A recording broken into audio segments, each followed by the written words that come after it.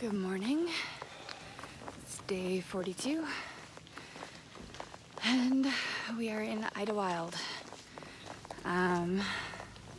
This time we walked here.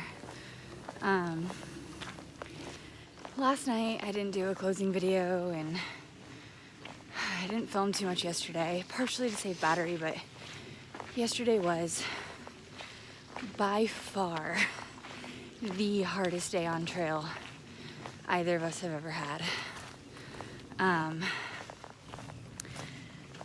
Some of that I caught on video, but it was hard.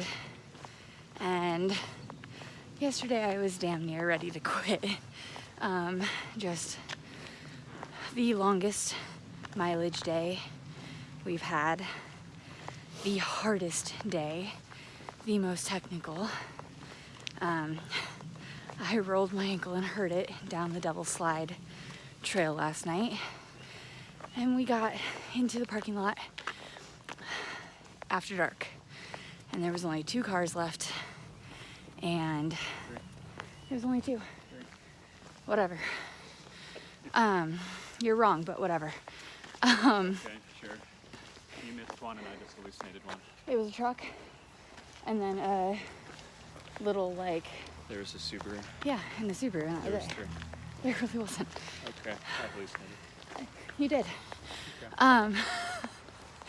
But so, last night, we were sitting there just getting ready to cowboy camp at the pit toilet, essentially, when a local and a thru hiker came down the trail, and the local had promised the thru hiker a ride into town, and Corey talked to them, and he said he was willing to give us a ride, and the thru hiker offered for us to stay at the Airbnb with her and her family. Gentlemen. Morning. The main road down in, right? 243, right there. Okay, thank you. So she's like, do you guys have a place to stay? And we're like, no. And I had rolled my ankle pretty bad. And so we were just hoping for some place. And she's like, come stay with us. So Corey got the floor last night and I got the couch, and it was glorious. That's all we really wanted, was a roof over our heads last night. So we're taking a couple days in Idlewild just to kind of refresh ourselves, clear our heads, heal up, and hopefully we'll be feeling much better for this next stretch. I had to call my family last night and just kind of give them the whole sob story. And my mom was so amazing, just being super supportive and giving me good advice. And I really needed that. But yeah, so right now, it's probably about, I don't know, 8:30, 9-ish. And we are walking to the Red Kettle, which we're like 2 miles out of town, so it's a bit of a walk. But we're gonna go meet Doodles for breakfast, which I'm super excited about. Yeah, that's about it. Check-in at Silver Pines Lodge is 2 p.m. We have a room reserved. I'm very looking forward to it. And I'm very looking forward to breakfast. So I am more sore today than I have ever been ever. And last night I was more exhausted than I have ever been ever, which is saying something. So it was a rough stretch, but we made it through.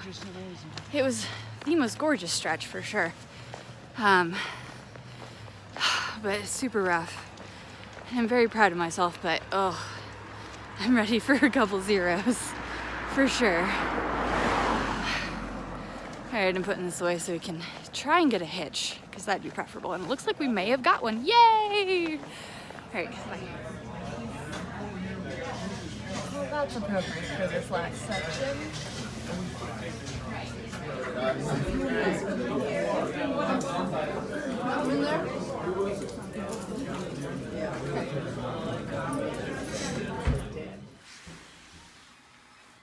Woohoo! Better tread, and these ones are starting to get Ripped open. pretty ripped open. Found brand new. Can't find them. Okay, Brand are new you just coming shoes? by or do you have a room? We have a room where we already got our key. We're Okay, good. okay. She's just I'm hyper sorry about that. We really tried when those other two. All right, so we got into town proper this morning thanks to an amazing hitch, and we went to the Red Kettle and had breakfast and then hung out at the coffee shop, Higher Grounds, for a little while. This morning, my only thought process coming into town was I need a room and I need some downtime. I need morale boost. I need I need something to convince me to keep going, was really my thought process. Some good, nice downtime, some good food, and just some time to refresh, if, you know, so that I'm excited to keep going instead of feeling like it's nothing but a slog, because that's not going to help. That's not a good motivator to keep going, because this last section was hard for me.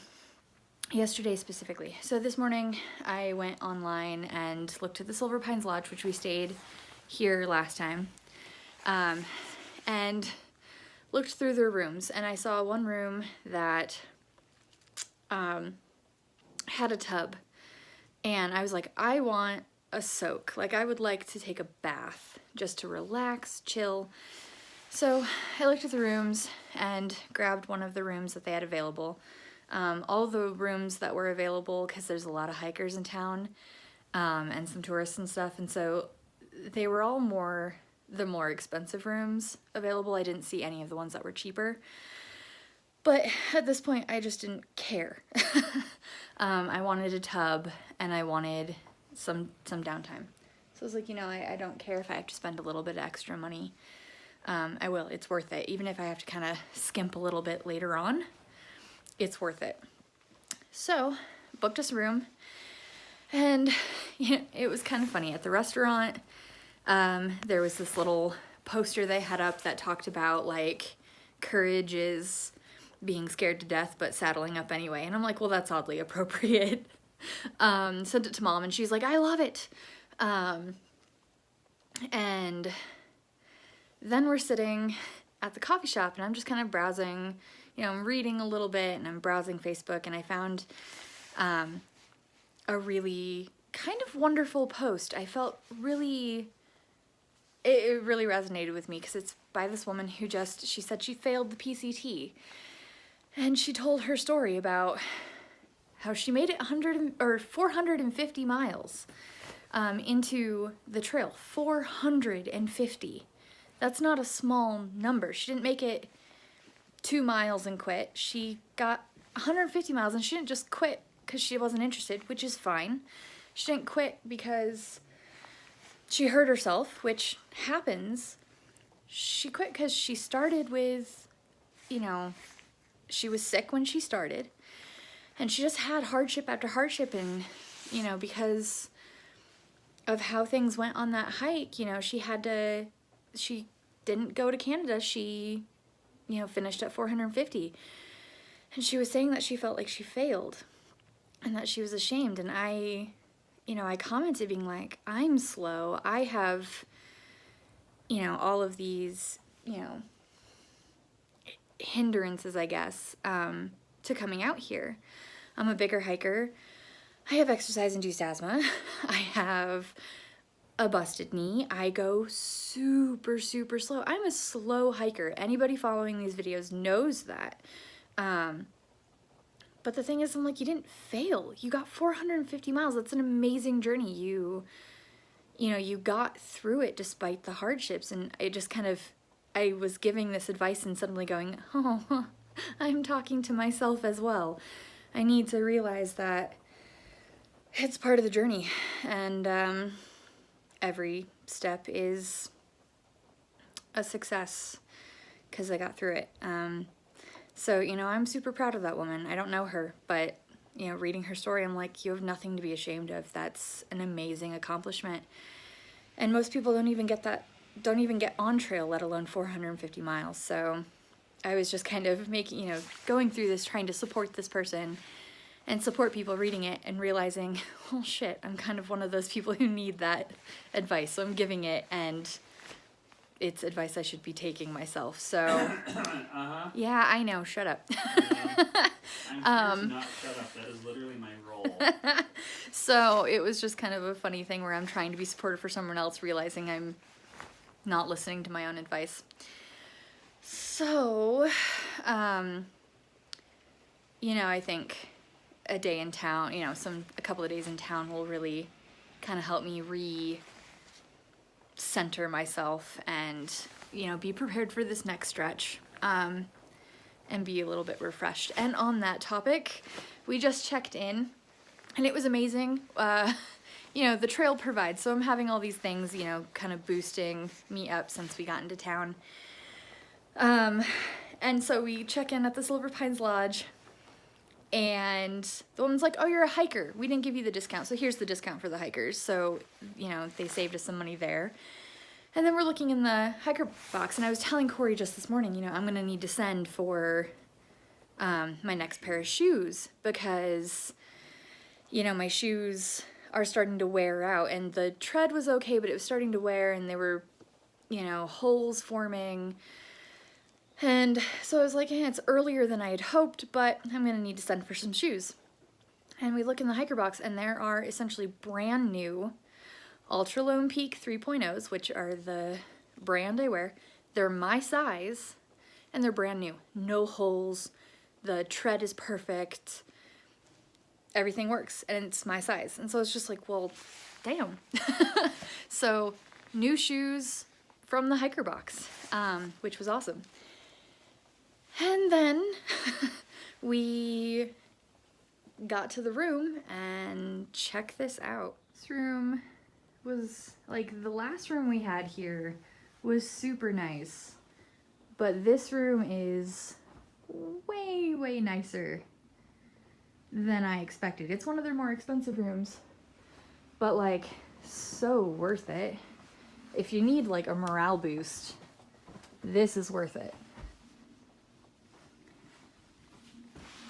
Like, that's so getting used. Like, this is crazy nice. I don't even know what to make of a bathroom this nice. So, like, even the wood. Anyway, so just, I think this will be a nice place to spend a day or two just relaxing and, you know, getting myself ready for the next stretch. So I'm going to get settled in, and then I think we're going for pizza. Good morning. It's day 43. Apparently. And we're in Idlewild still and taking a 0 today. I think we both decided we're taking a 0 tomorrow too. We have a fair amount of chores to do, and honestly, like, morale is, I just want to let your it's ankle needed. and foot recover anyway. It's needed, and I'm so sore that it is like ridiculous.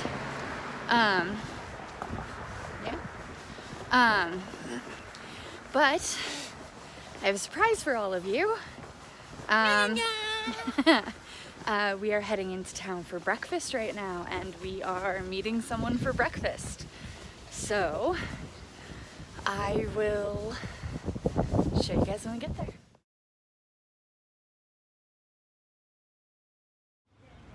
Hi, look who we met today. We had breakfast and went to the coffee shop and hung out. So, wanted to say hi officially for the vlog, so. Hi. So excited you were able to come up and meet us. Yeah, just I was home again, so I thought I'm only a little over an hour away, so let's drive up. and Super say hi. excited. So, thank you. I'm very excited. All right, so when I'm like in the middle of talking to people, I get a little scrambled, and so I just want to say thank you so much to Michelle. Not only did she drive all the way up here just so she could meet us and hang out and talk, but she also bought us breakfast, which was so incredibly sweet of her. And she actually gave us some resupply stuff, which is ridiculously sweet of her. She just like handed us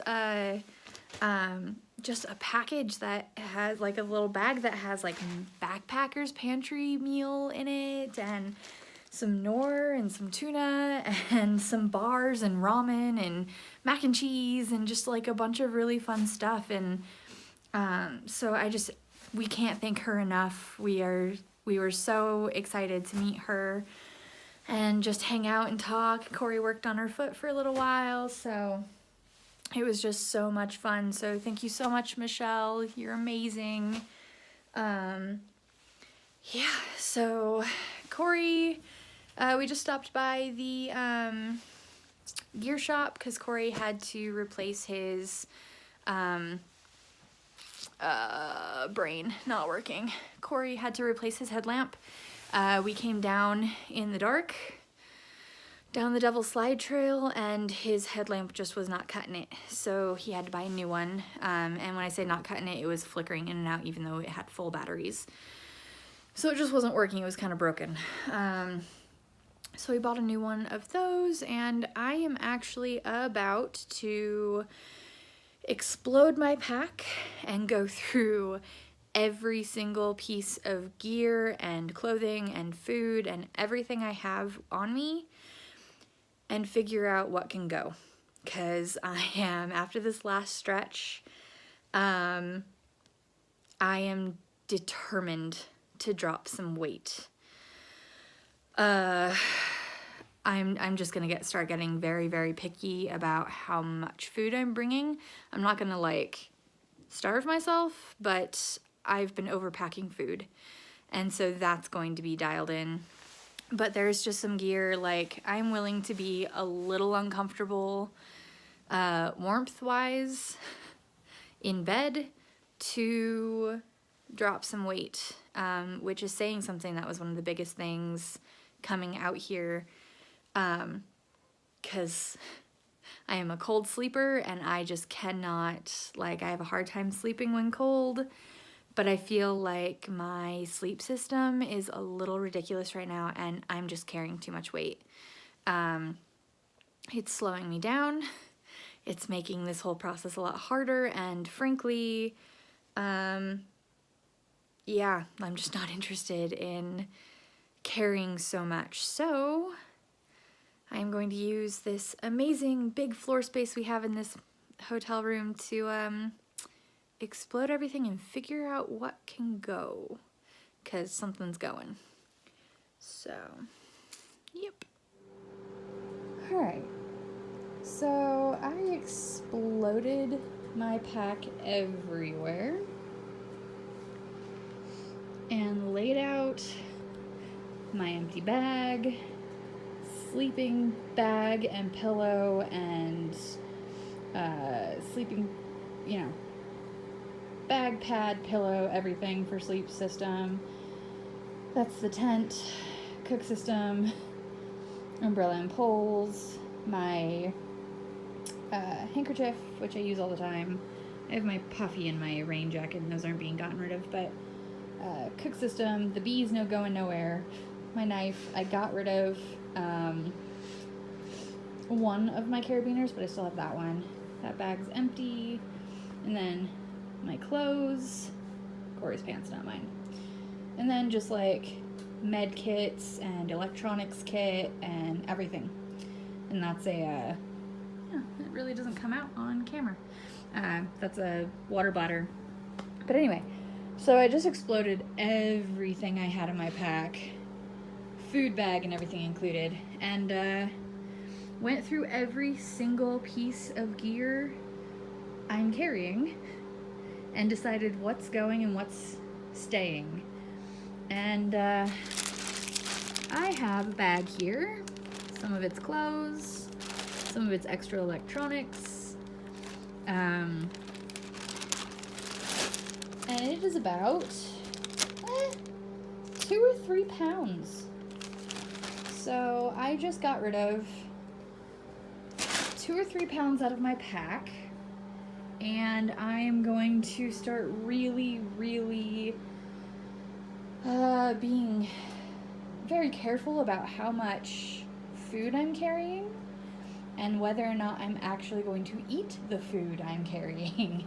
So now that gear has been taken care of, I'm going to look at this next stretch to Cabazon and figure out how many miles it is, how many days we're expecting it to take, and how much food that means I need to bring.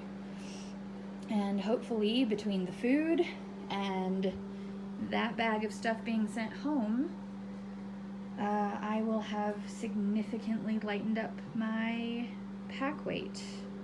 So I'm actually very happy with this, because this should make my life so much easier. Oof. Yeah, I can support that one.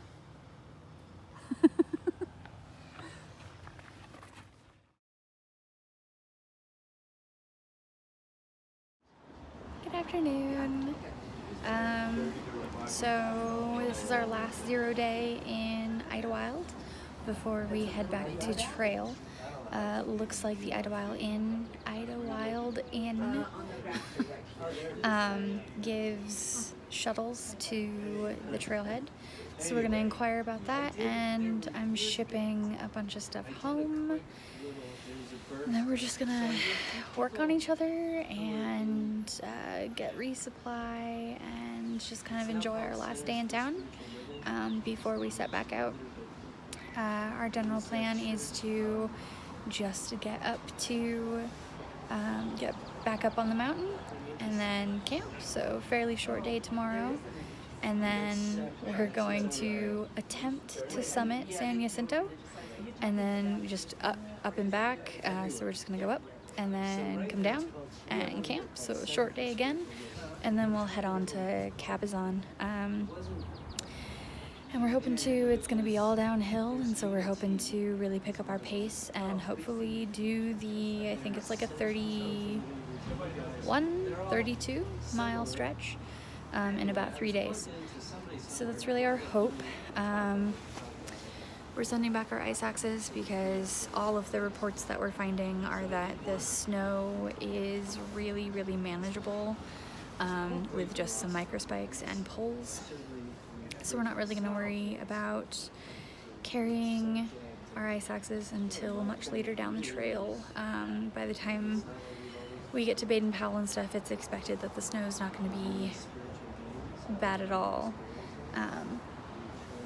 So hopefully that's not a mistake, but we're really doing the research, so we're hoping that will be all good. Yeah, that's pretty much it. I'm feeling a lot more rested, less sore today. Tired still, but ready to keep moving. I'm feeling less apprehensive about continuing on. This last section definitely kicked everybody's butt. We haven't talked to a single person who didn't have a hard time this last section. So hopefully this next section will be a lot better for everyone, and won't be quite as draining, and will kind of remind me why I love this. So I'm definitely looking forward to getting back out there. Corey and I have been talking about how we feel like we've been stuck in this one section between Paradise and here for way too long, which is kind of true. And so we are really, really looking forward to moving on to Cabazon and getting further north. But yeah, that's really the only update I have, so I'm gonna go. I'll check in later.